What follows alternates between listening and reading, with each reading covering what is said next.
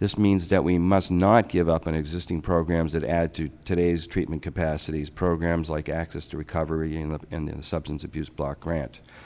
My last concern pertains to ONDCP's budget formulation authority. ONDCP is required by law to make independent recommendations to the President that it determines as appropriate to enable the strategy to achieve its goals and objectives. To state the obvious, OMB has never liked this authority.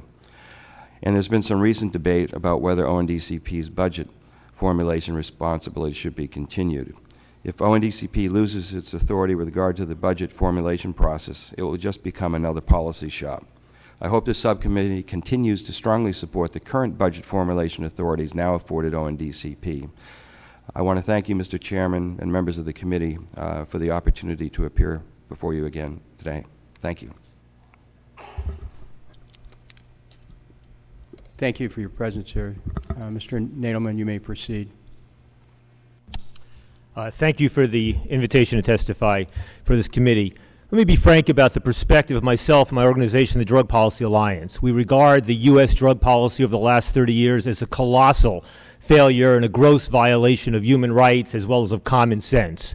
Increasing America's population to over 2 million people, possessing less than 5% of the world's population, but almost 25% of the world's incarcerated population, increasing the number of people incarcerated on drug charges from 50,000 in 1980 to 500,000 today, arresting almost 2 million people a year, allowing hundreds of thousands of people to die unnecessarily of HIV/AIDS when proper interventions were available, allowing tens of thousands each year to die of overdoses, allowing and continuing to tolerate gross racial disproportionality in our policy. All of those represent an egregious violation of fundamental American values. I am encouraged that the Obama administration and the Congress has taken some steps in the right direction over the past year. The leadership of Speaker Pelosi and Congressman Obey and Serrano in moving forward on the syringe exchange, allowing federal funding for syringe exchange, was a notable step forward.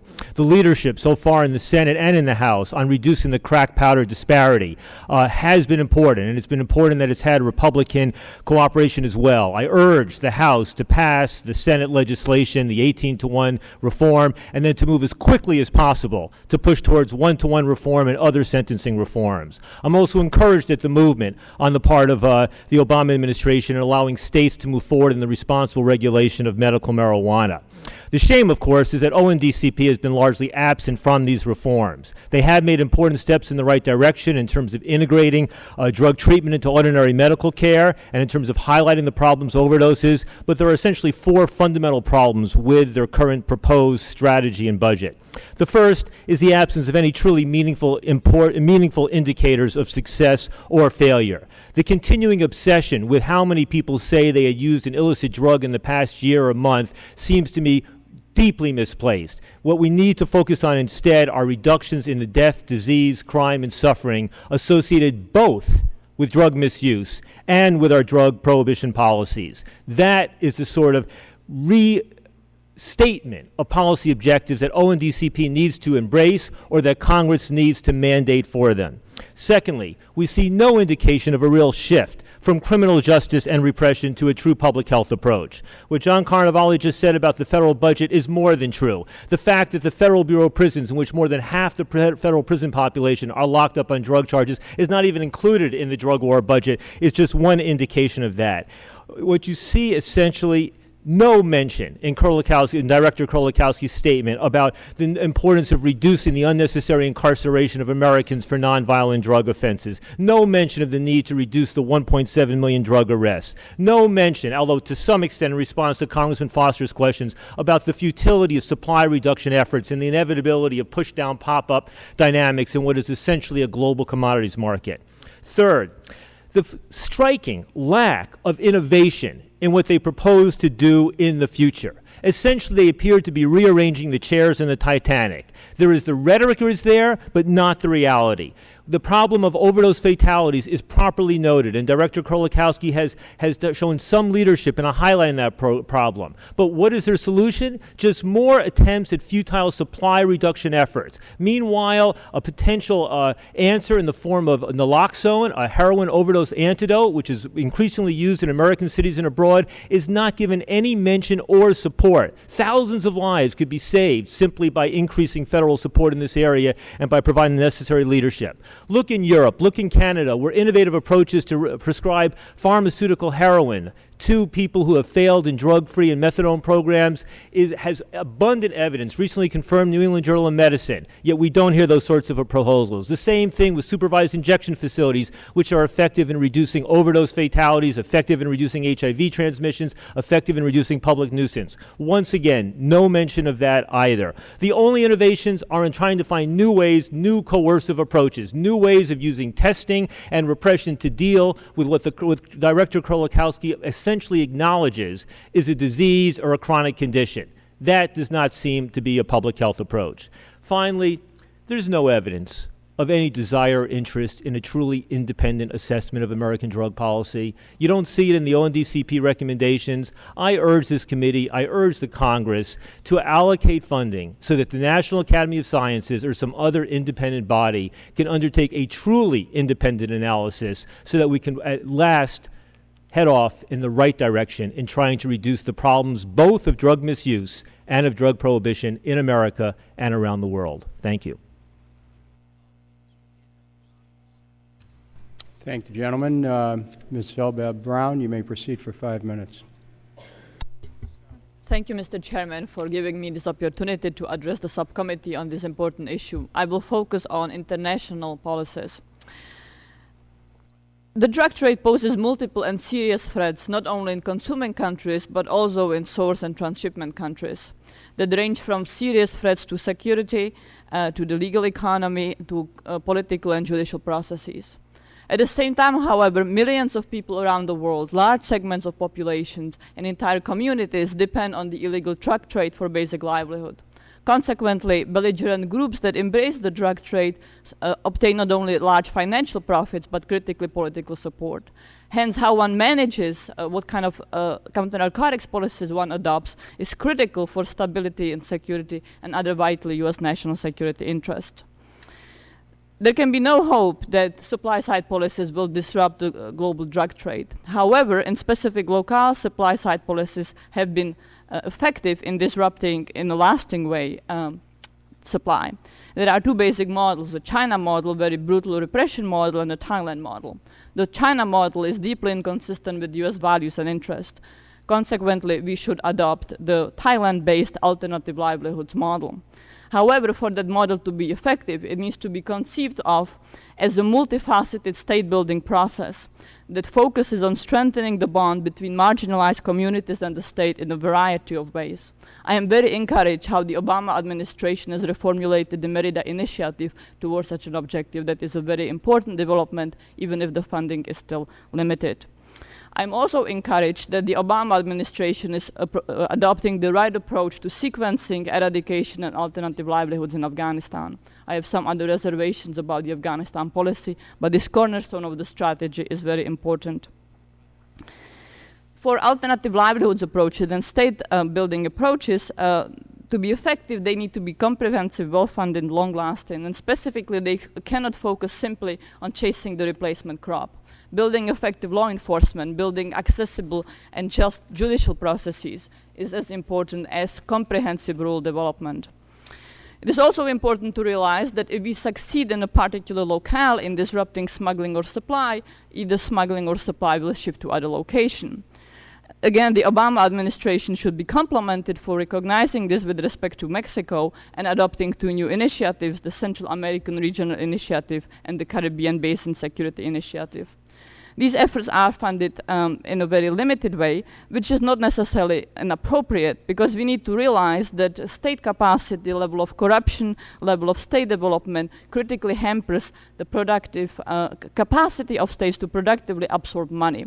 And we need to be Would you repeat that? Just say that one more time. Sure. The funding for the Central America initiatives and Caribbean initiatives is very limited. However, that's not necessarily inappropriate, because we need to recognize that there are limits on state capacity to absorb money productively if the state faces critical institutional deficiencies. We need to avoid situations of simply teaching traffickers how to become more effective traffickers, as has been the unfortunate consequence of many our policies. I also want to commend the Obama administration on focusing on demand reduction abroad, not just in the United States.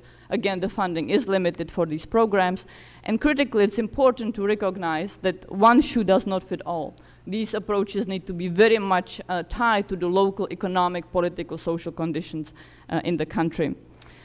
With respect to Afghanistan, the overall strategy away from eradication right now, focus on interdiction and rural development, is effective. I have concerns about focus on wheat in the rural development program, and I have also concerns about the way interdiction is being operationalized. Mexico, I think, is a great change with limited funding. Nonetheless, again, that's not necessarily inappropriate. It's important to focus then funding on demonstration areas, and it's important to recognize that the political and economic arrangements in local countries, their social organizations, greatly limit the effectiveness of policy. And the United States has very limited capacity under the best of circumstances, even the good cooperation with Mexico, to change these. And these social, political, economic arrangements critically influence the effectiveness of counter-narcotics policies. Great success has been accomplished in Colombia, but much remains to be accomplished both in the security sphere, in the social sphere, in the counter-narcotics sphere.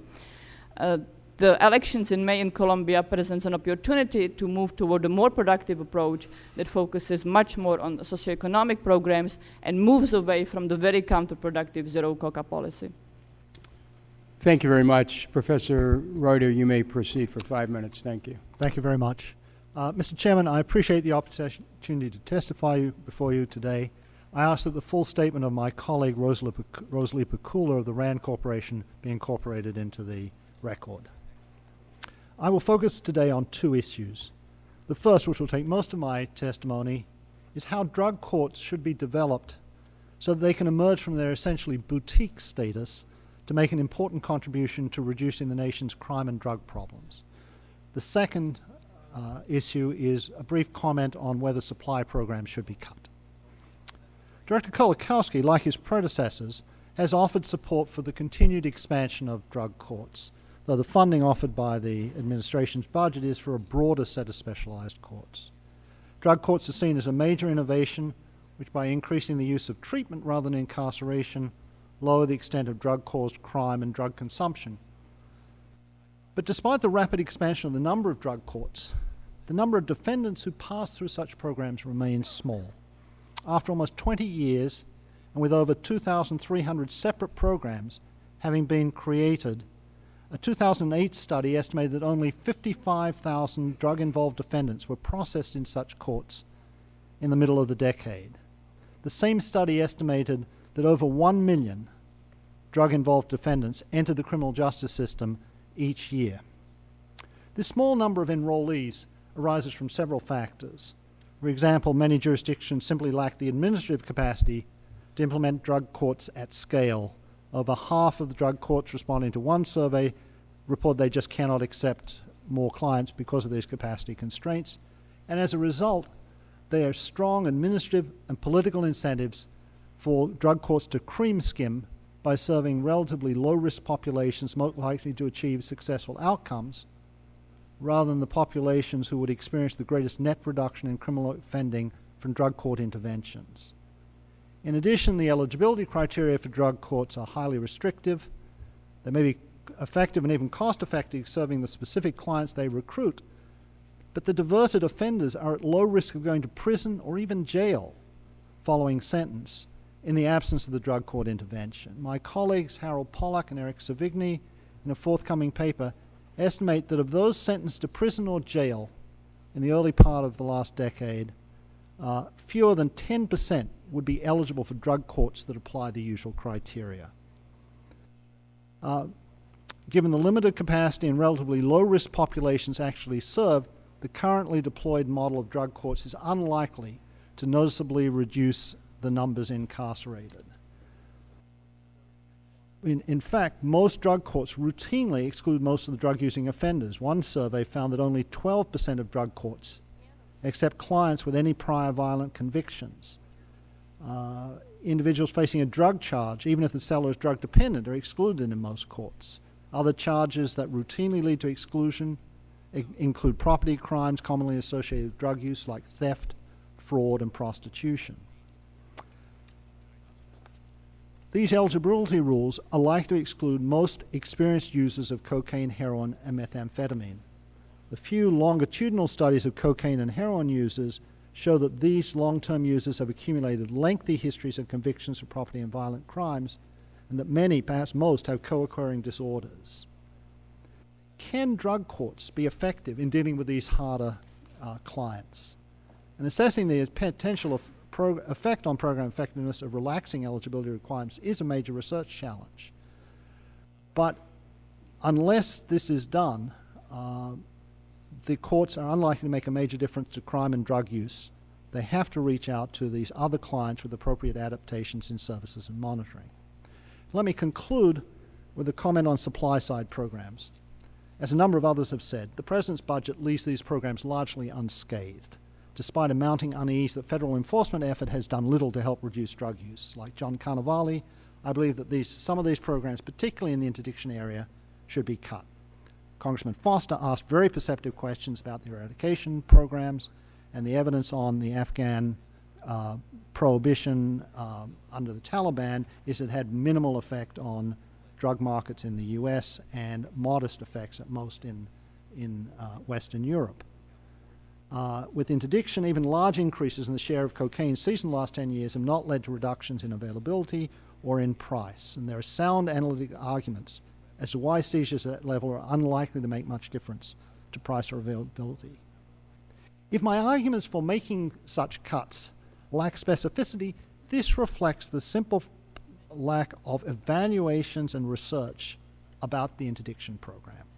Despite annual expenditures of approximately $4 billion in FY 2010, no agency involved has invested in systematic analysis of the effectiveness of the program as a whole or of its components, or if they have, the results have not been published.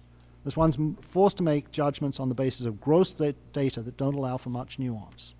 This committee would do a considerable service if it authorized a rigorous external assessment of the interdiction effort, after which one might be able to make a more grounded statement about the value of continuing this level of support and of what elements of the program, if any, are worth retaining.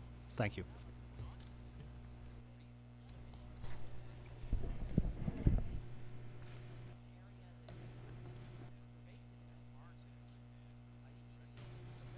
Thank you very much, Professor, for your testimony. I want to thank each of the witnesses for their presence here.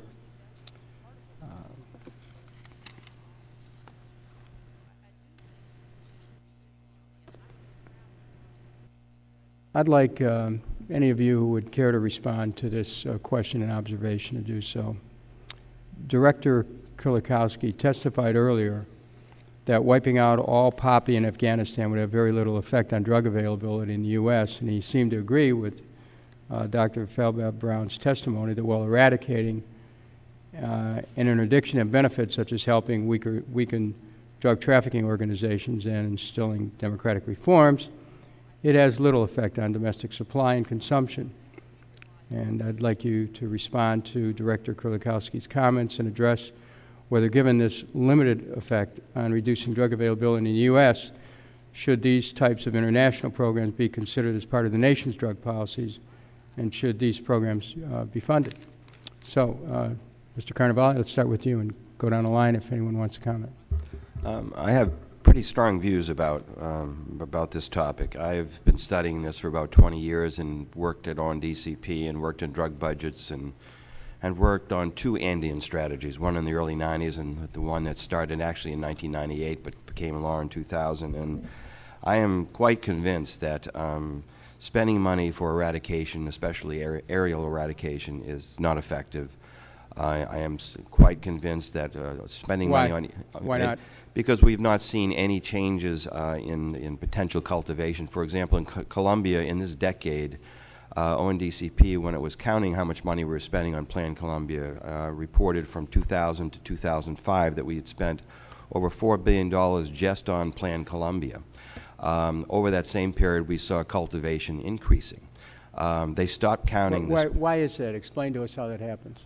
Why that happened? Yeah. Well, I think it's because the money wasn't being used effectively. Director Kurlikowski talked about reductions in crime in Colombia, and in my mind, the money was being used more for sort of institution building, strengthening the judicial system, and so on. But the real point of that program was to reduce the amount of drugs coming into the United States from Colombia, and it had no effect on the amount of coca that was being grown by the farmers. And that was the whole point. And so when I evaluate it with that outcome measure, I see no effect.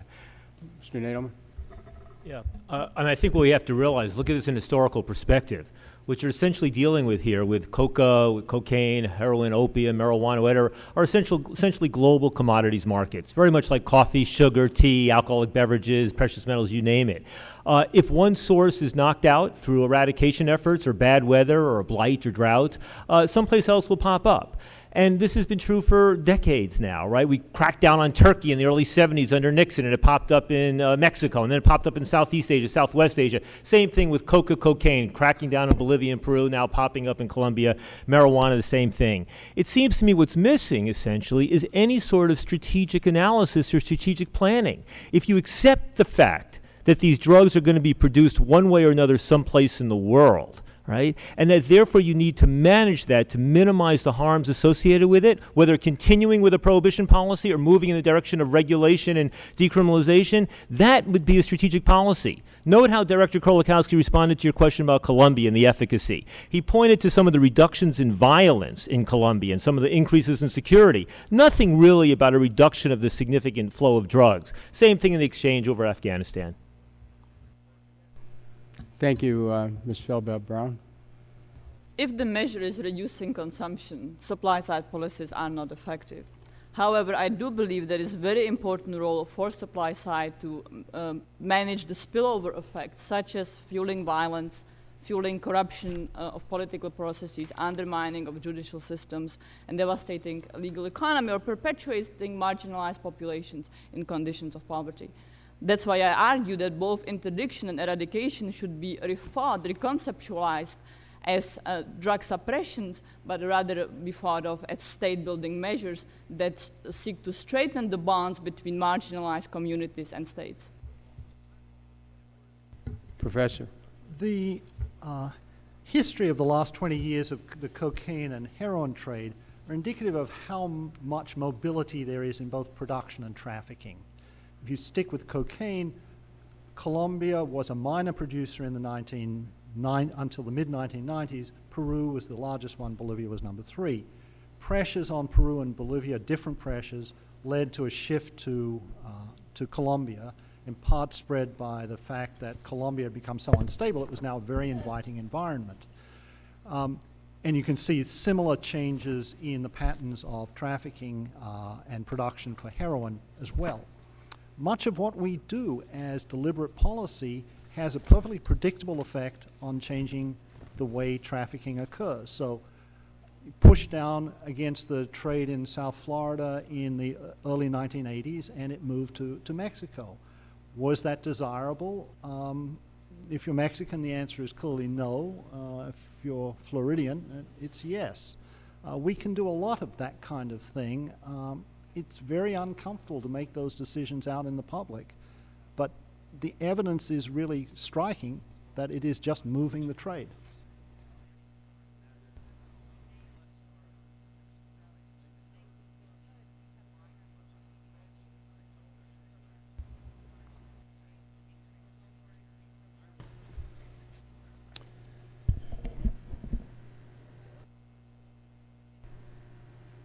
Ms. Feldbaum-Brown, I note that you have a book coming up, and It's actually out already. Pardon? It is out. It is out. Okay, here's a chance to plug it. Did you get into the U.S. presence in Afghanistan and relationship between that and the so-called war on drugs? Very much so. And do you do you note that since the U.S. has been present, occupying in Afghanistan, has drug production gone up or down? It has gone significantly up if one uses the 1 year when Taliban suppressed poppy. However, if one uses the history, all of the 1990s, production has only slightly gone up compared to what production was in the 1990s. The Taliban suppressed for only 1 year, and it was not sustainable. But how much has it gone up if you look at the measure of an increase? Let's say since the U.S. has been there for now a period of several years, how much has it gone up? Like from baseline, U.S. comes in, where we are now? Well, the baseline when U.S. came just after when Taliban suppressed, at which time it was only very few thousand hectares. Right now, the level of cultivation is around 130,000 hectares. So the increase has been significant, but that's a false baseline because it's not a sustainable baseline. If one looks at the 1990s, we are higher, but not very, very much higher than what it was in the 1990s. What's the major drug export out of Afghanistan? Sorry, what is the major export? Drug export. Which kind of drug you're talking about? It's more and more heroin. It used to be opiates, more broadly, frequently opium, but more and more is conversion into heroin. And what form is it in? I mean, when are they, how is it shipped? What form is it moved in? Depends on what segments. Within much of Afghanistan, it's still moved as opium bricks, but there is increasingly distribution of refining and movement of laboratories, so there is more and more conversion on the farm, and more is moved in the form of heroin. Once it leaves the borders, it's usually in the form of heroin. Well, I think the American people would find it difficult to believe that you could still have massive drug production going on in Afghanistan during a period of U.S. occupation. How do you describe that? There are several reasons. The fact is that since the U.S. Came into Afghanistan, structural drivers of opium poppy have not been addressed. As I mentioned before, the Taliban suppressed the use of great military force, repression against the population, production for 1 year, but even the Taliban could not maintain it, and before the deposition of the Taliban, production was rising. Since then, there has been no addressing of security conditions that give rise to poppy cultivation, all the structural economic drivers that drive poppy cultivation. It is only now that since the Obama administration has come to office, it has indicated it will focus on addressing these structural drivers, but we yet have to see that will in fact take place. Without resolving the security situation, we will not be able to address even the economic drivers. Let me also point out that Afghanistan is a very unique case, since between a third and a half of the country's GDP depends on opium poppy or illicit drugs. Well, we have not seen that anywhere in the history of the modern drug trade. Well,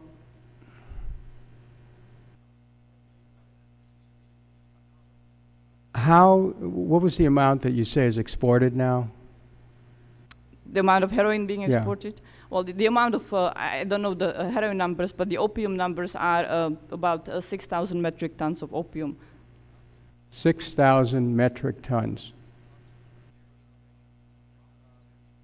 Which is about twice as much as we believe is the global consumption, but these numbers are... What would that look like in terms of, would that fill this room or more, or what?